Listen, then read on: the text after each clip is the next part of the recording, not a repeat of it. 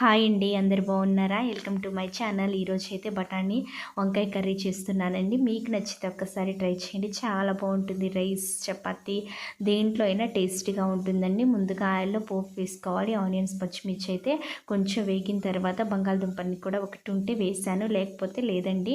ఈ బఠానీలు వంకాయతో చేసుకున్న చాలా బాగుంటుంది. నెక్స్ట్ లేత వంకాయలు తీసుకున్నానండి. నేను లేత ఉంటే టేస్ట్ అనేది బాగుంటుంది. వంకాయలు బఠానీలు ఉడకబెట్టి తీసుకున్నాను.